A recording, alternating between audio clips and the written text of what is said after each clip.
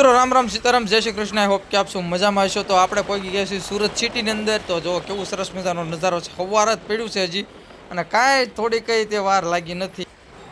ત્યાં તો અમને સુરત સિટીમાં પહોંચાડી દીધા. આ છે અમારા શાળા સાહેબ. જો મોબાઈલ ઘૂમડતા હતા ને હું અહીં બારી હવા ખાતો હતો કારણ કે પહોંચી ગયા હતા. અને ઘડીક વારમાં તમને કાપોતરા ઉતારી નાખ્યા.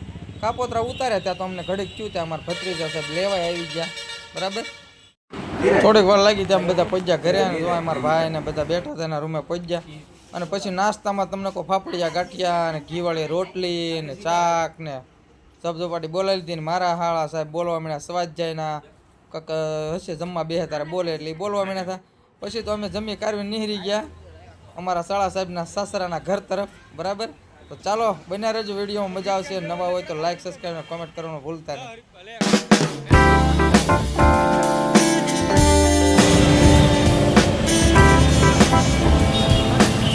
થોડીક વારમાં પહોંચ્યા ઘરે ને શરબત પણ આવી ગયો. ને પછી તમે ત્યાં ઘરે બેઠા બેઠા કંટાળા એટલે ભાજ્યા બહાર ગલ્લે. તો મારા શાળા સાહેબે બિસ્લેરી લીધી અને આપણે પીધી થોડીક સિગરેટ.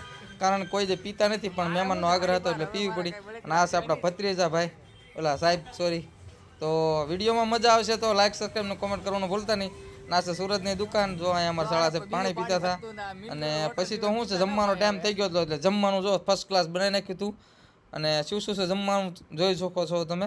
મજા આવે એવું જમવાનું બનાવ્યું હતું. અને પછી તો હું તમને કહું ભૂખ લાગી હતી એવી ને તો બહાટી બોલાવી જમવાની. તમને કહું લાડવાન બાડવાન બહાટી બોલાવી. અને પછી બોલાવી દીધી રિક્ષા. રિક્ષા બોલાવીને ક્યાં જતા હતા ખબર છે તમને? જોઈ શકો છો તો કેવું જોરદાર પ્લેસ છે આ.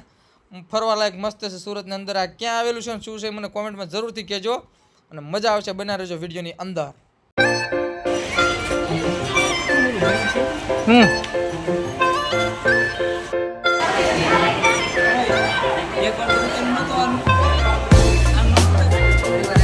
પરિવાર આવે એટલે ફરી વખત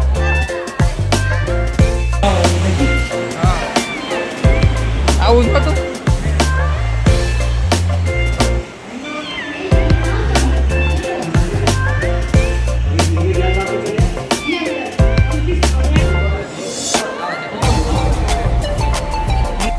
Aku tidak